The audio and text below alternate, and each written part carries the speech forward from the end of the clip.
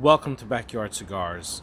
4 months ago, I think it was in the month of May, a person who may or may not be a subscriber by the name of Skibardi Bardi, forgive me if I'm saying that wrong, watched my Flor de las Antillas cigar review and made a few suggestions, one of them being that he would like to see me smoke Flor de las Antillas Maduro Toro. Basically the same cigar, but in a Maduro version. And I purchased the cigar not long after that, and it's been cellaring now for about 3 months, give or take. Now, this is a 6x52 box pressed Toro from My Father's Cigars, Jose Pepin Garcia, Jaime Garcia.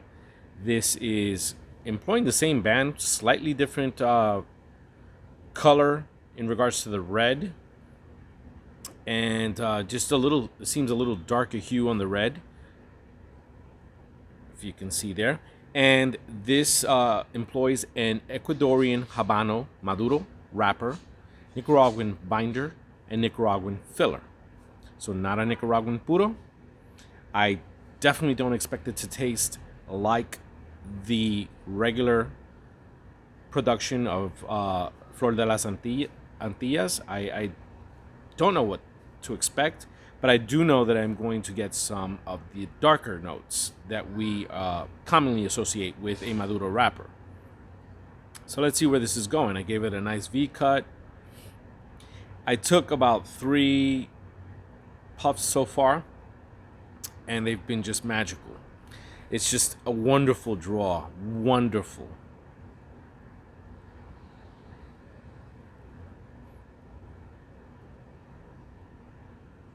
If only it could be this easy with every cigar, right?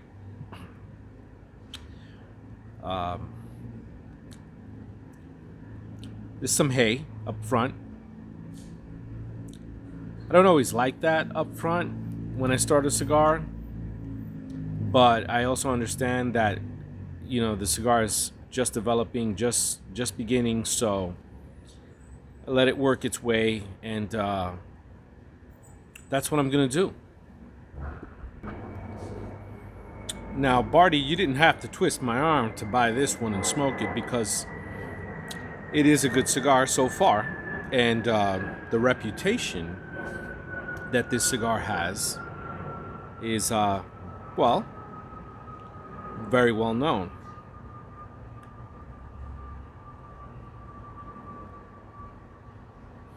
But most of us have probably heard of the non-Maduro version. Some of us have heard of this one as well, but the non-Maduro version is probably the one that gets everybody talking. And the Maduro version, I think, gets its respect, yes, but not enough talking about it. Why is that? Is it because the non-Maduro is so Cubanesque, or was it because it was just first? I don't think it's either one of those. I just think it's, well, I couldn't tell you till I finished this one, really. But I'm not passing any judgments on this one yet, other than to say that so far I'm enjoying it. But I have to say, very open draw. I like it because I like an open draw. But sometimes I feel like this open draw is causing this cigar to burn a little quicker than it should.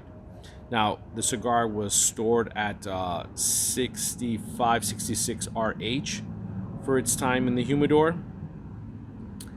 And I don't regret that one bit, obviously. That's how I keep them.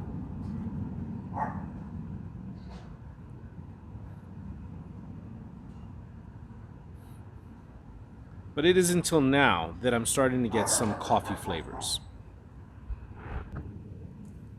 It leaves a very dry finish. Keep a lot of water handy. Like I said before, it's started off with these hay notes. Now I'm getting a little bit more of the coffee.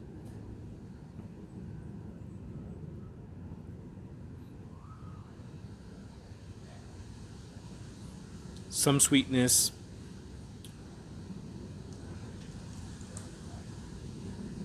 more coffee on the finish. But I'm liking it so far. No complaints here. Uh, I didn't envision myself or imagine myself not liking it. Going into it, it's just a really beautiful cigar to look at. I said that about the non Maduro version. I can easily say that about this one. I mean, it's pressed the same way, it's the same size, it's got the same band with some variation in the color, like I mentioned before, and it's got a Maduro wrapper, so it's darker. I don't discriminate. I like them in all colors and shapes and sizes.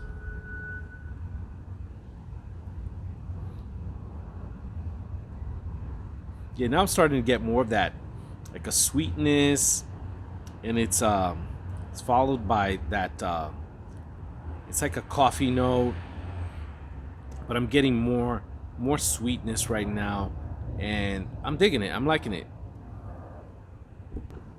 As I'm smoking this cigar, I'm constantly looking at it and just rolling it back and forth. And I do that a lot with the cigars that I'm smoking. But I do that, I think, a little bit more with the cigars that I really like or that I'm enjoying. And I just feel the need to look at, I mean, the band is absolutely stunning as always. But there's just something about looking at a cigar as you're enjoying it and just looking at the construction and really just eyeballing it and yeah, just thinking about the experience overall, how it's affecting me.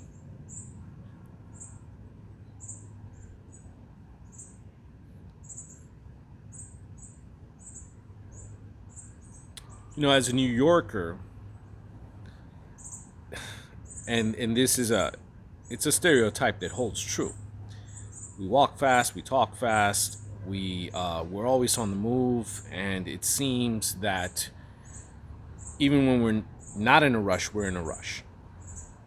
And one of the reasons that I really gravitated towards cigars and stuck with them was that New York City pace. I wanted to slow that down. As I got older, I needed to slow that down because it's exhausting. And never mind that even when you're sitting behind a desk or doing whatever job you're doing, you have to deal with the pressures of that particular job. They want you to move fast at that job too. They want you to work hard, which is fine. I'm down with working hard. But sometimes you have to move fast just to keep up with the rest of the pack. And you're either going to lead that pack or you're going to follow, whatever it may be, but you got to move fast.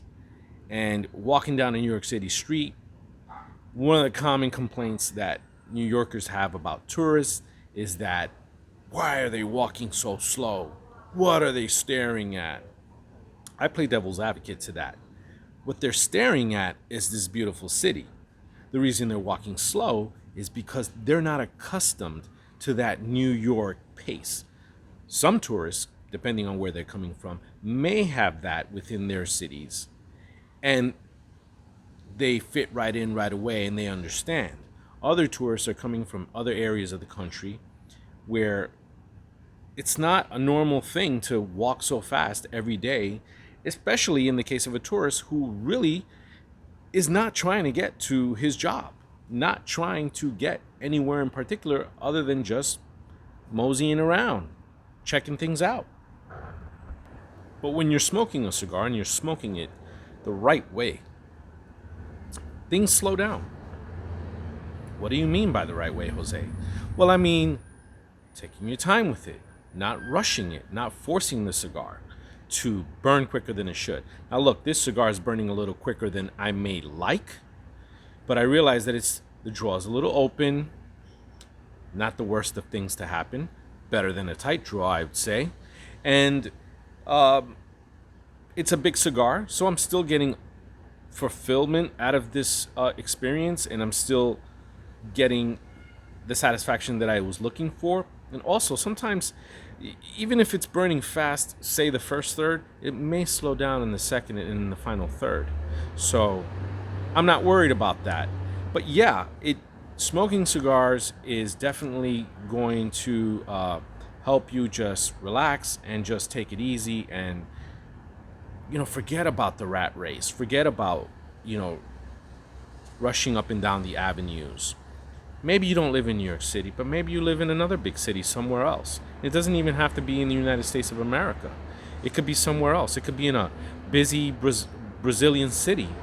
It could be somewhere else. It probably won't be in the Caribbean, because I can tell you, my Caribbean brothers and sisters, yeah, it's island pace.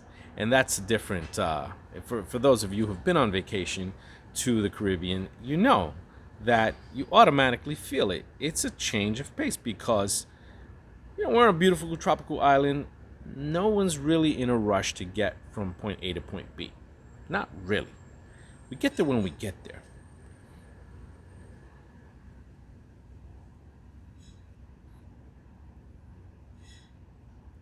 Some bready notes.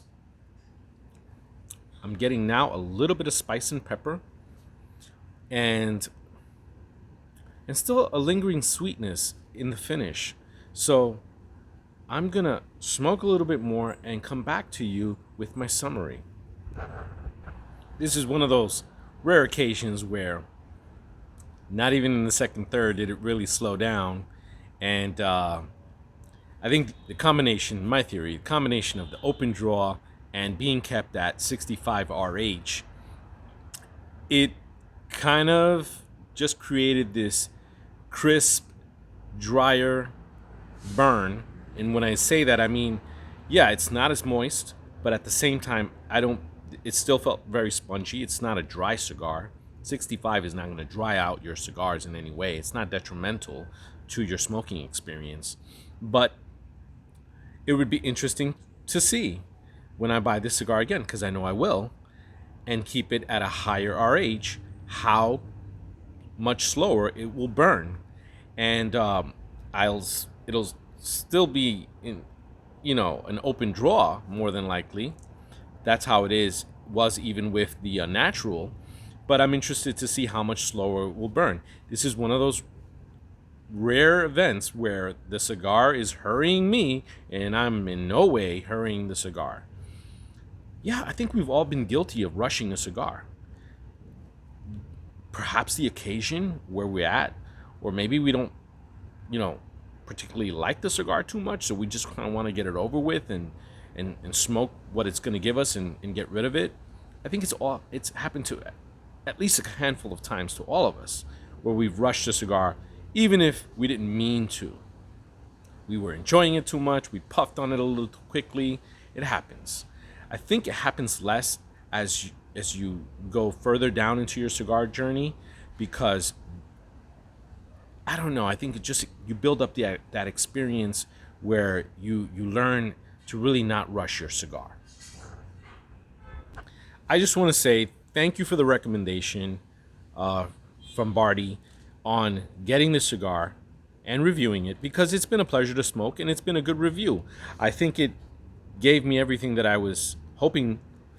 The sweetness, some coffee notes. Now I'm getting the little bit of pepper and spice, and some bready notes. I think it's transitioned very well. It's burned a little quickly, but hey, it happens like that sometimes, and I'm not complaining, because it's been a good ride with this cigar. It has been enjoyable. So I just want to thank all of you for watching this cigar review on Flor de las Antillas Toro, Maduro Toro, 6x52 box press Toro. Very enjoyable and highly recommendable, as with most things from My Father Cigars. Thank you very much. Till next time, thanks again.